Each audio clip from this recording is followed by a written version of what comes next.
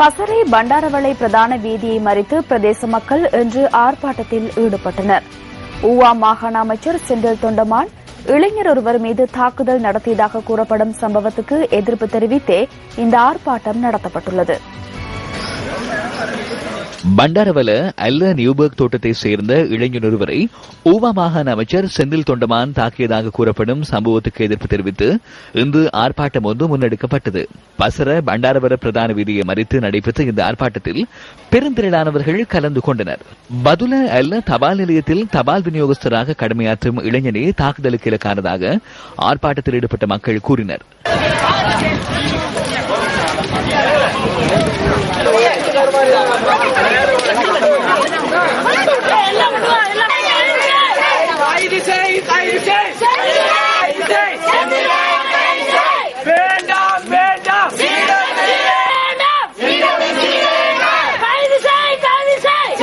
என்ன அடிக்கையில நான் அம்மா கிட்டத்தான் நின்று வந்து பிடிச்சேன். நான் தான் தூக்குனேன், பிடிச்சி செந்தில் தொண்டமா தான் அடிச்சது நம்ம மயனுக்கு. நான் தான் வந்து தூக்குனேன். சரி விழுந்துட்டாரு, நான் தான் அப்படி தூக்குனேன். நம்ம மயனை வந்து ரொம்ப காயம், ரத்தம் பார்க்கும், காயம் கூட பார்க்க முடியல. சரி நம்ம மயனுக்கு அப்பா செத்து 2 மாசம். சரி அவரு சாப்பாட்டுக்கு போயிட்டு தான் வந்தாருங்க. சப்பாத்துல எல்லாம் எத்தையில எல்லாம் நான் கண்டேங்க. சரி நான் தான் தூக்குனேன் நம்ம மயனை, நான் தான் தூக்குனேன். நாங்க இன்னைக்கு அவர் தகரம் தாரோம் இல்லாட்டி எங்களுக்கு வீடு கட்டுறதுக்கான உதவிகள் செய்யறோம் சொல்லி தான் மீட்டிங் எங்களை வர சொன்னாங்க. தோட்டத்தில் உள்ள தலைவர் சிடபிள்யூசியில் உள்ளவங்க. நாங்க இந்த மீட்டிங் வந்தா செந்தில் தொண்டமான அவருடைய ஆட்களோட இங்க வந்திருந்தாரு. மீட்டிங் முடிஞ்ச இந்த இடத்துல வரும்போது ஒரு தம்பி வீல்ல இருந்து வந்தார். அவர் போஸ்ட் ஆபீஸ்ல வேலை செய்யறாரு, ஞானசேகரங்கிற தம்பி. அவர் உடனே இவர் செந்தில் தொண்டமாட்டாக்கு அவரோட வந்திருந்த உதவியாளர் ஒருத்தர் பேசினாரு. பேசின உடனே செந்தில் தொண்டமா அவரை மூக்குல அப்படி அவர் கொத்திட்டாரு. அவரை குத்தி காயப்படுத்திட்டார். சரியான காயம். அவருக்கு 3 பேர் சேர்ந்து அவர் அடிச்சாங்க. தாக்குதலுக்கு இலக்கானதாக கூறப்படும் இளைஞன் தற்போது பதுளை வைத்தியசாலையில் சிகிச்சை பெற்று வருகிறார். சாமிக்கு லெட்டர் ஒன்று இருந்துச்சு சார். அந்த சாமிக்கு அந்த லெட்டரை கொடுத்துட்டு பணியை வர நேரம் செந்தில் தொண்டமான் மீட்டிங் ஒன்று செஞ்சுட்டு வந்தார். என்ன கூப்பிட்டார் சார். நான் கூப்பிட்ட நேரம் போயிட்டு ஏன்னு கேட்டேன். நீ ஐயாவான்னு கேட்டார் சார். நான் சொன்னேன் இல்லை சார், நான் போஸ்ட் ஆஃபீஸில் இப்போ கடிதம்லாம் கொடுத்துட்டு இன்னும் லெட்டர்ஸ் எல்லாம் கொடுக்கணும்னு தடப்புடனே இறங்கி நீ அடிச்சார் சார். அடிக்கிற நேரம் இருந்த லெட்டர்ஸ் எல்லாம் ஓட்கார்டு 35 ஓட்கார்டு இருந்துச்சு சார். ஓட்கார்டு 35 காணும் சார். நிறைய லெட்டர்ஸ்லாம் காணாம போயிடுச்சு சார். ரெஜிஸ்டர் லெட்டர் ஒன்று காணாம போயிடுச்சு. நான் செயின் ஒன்று போட்டிருந்தேன், அந்த செயினையும் காணும். லைட் பில்லாம் சேர்த்துட்டு வந்தேன். லைட் பில் காசு, லைட் பில் எல்லாம் காணும் சார். திரும்ப அடிச்சுட்டு அவர் வண்டி எடுத்துட்டு போய் சென்றார் சார். நான் திரும்ப எங்களோட ஊர்ல ஒரு படியும் தான் சார் கூட்டிட்டு வந்து ஆபீஸ்க்கு பாரம் கொடுத்தாங்க சார்.